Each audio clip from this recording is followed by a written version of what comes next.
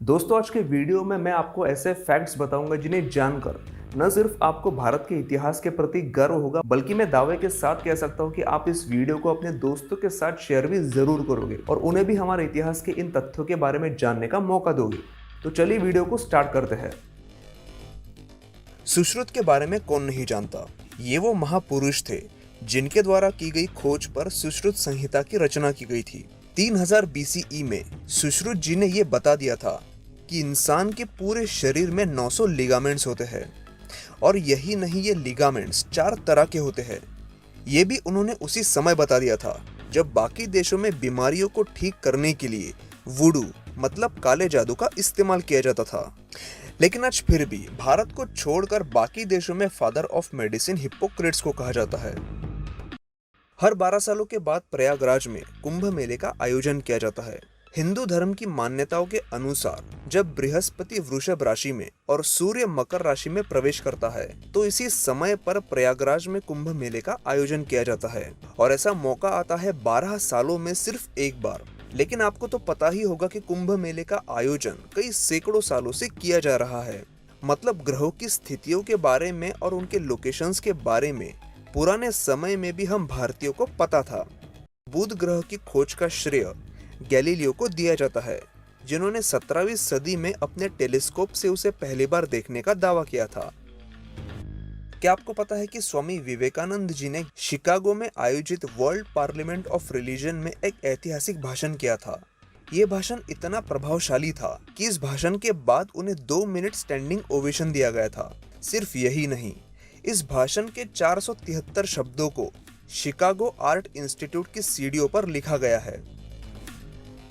हिंदू धार्मिक परंपरा में शंख बजाने को काफी महत्व दिया गया है और ऐसी मान्यता भी है कि सुबह उठकर शंख बजाने से फेफड़े मजबूत होते हैं और उनसे जुड़ी काफी समस्याओं से छुटकारा भी मिलता है।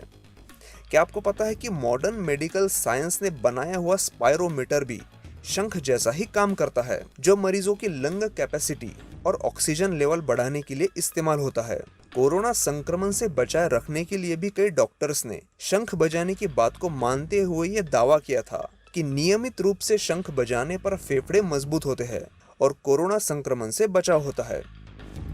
क्या आप जानते हैं कि हड़प्पा सिविलाइजेशन के लोगों को डेंटिस्ट्री की भी नॉलेज थी?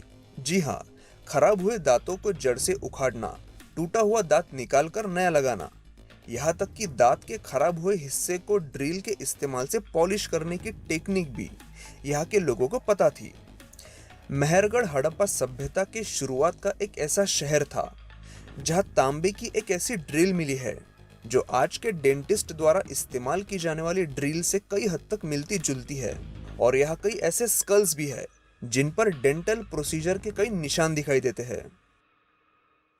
चिन्नकेश्वरा मंदिर, जिसका निर्माण 1117 में होयसला राजवंश के राजाओं ने किया था, स्थापत्य और मूर्तिकला की दृष्टि से भारत के सबसे बेहतरीन मंदिरों में से एक है। इस मंदिर में पत्थरों में उकेरी गई कई मूर्तियां हैं जिनकी प्रशंसा में हमारे शब्द कम पड़ जाते हैं। लेकिन इस मंदिर का मुख्य आकर्षण है 42 फीट ऊंचा ये स्तंभ, जिसे महास्तंभ कहा जाता है। इस स्तंभ की खासियत यह है कि इतने ऊंचे और वजनदार स्तंभ के नीचे किसी भी तरह का फाउंडेशन नहीं बनाया गया था और यह स्तंभ सिर्फ एक पत्थर पर ही खड़ा है, इसीलिए इस स्तंभ को ग्रेविटी पिलर भी कहा जाता है। क्या आपको पता है कि भारत में 11वीं सदी में ही एक सक्सेसफुल ब्रेन सर्जरी की गई थी और यह सर्जरी हुई थी राजा भोज पर। 11वीं सदी में परमार के शासक राजा भोज द्वारा लिखे गए भोज प्रबंधन नाम के संस्कृत ग्रंथ में उन्होंने खुद पर हुई एक सर्जरी के बारे में जिक्र किया था। उनके ब्रेन से एक ट्यूमर निकालने के लिए ये सर्जरी की गई थी। सर्जरी शुरू करने से पहले उन्हें सम्मोहिनी नाम की दवाई देकर बेहोश किया गया था और सर्जरी होने के बाद उन्हें एक और औषधि देकर होश में भी लाया गया था। और सबसे बड़ी बात यह है कि ये सर्जरी 100% सक्सेसफुल रही थी। तो उम्मीद है कि आपको ये वीडियो जरूर पसंद आया होगा। अगर हाँ, तो आपको पता है आपको क्या करना है। वीडियो को लाइक और चैनल को सब्सक्राइब। और जैसा कि मैंने पिछले वीडियो में बताया था, इस बार गणेश चतुर्थी के अवसर पर हम एक वीडियो सॉन्ग बना रहे हैं, जिसे देखने के लिए आप चैनल को सब्सक्राइब जरूर कीजिएगा और बिहाइंड द सीन्स देखने के लिए मुझे इंस्टाग्राम पर फॉलो करना मत भूलिए। सो स्टे ट्यून और मिलते हैं अगले एपिसोड में।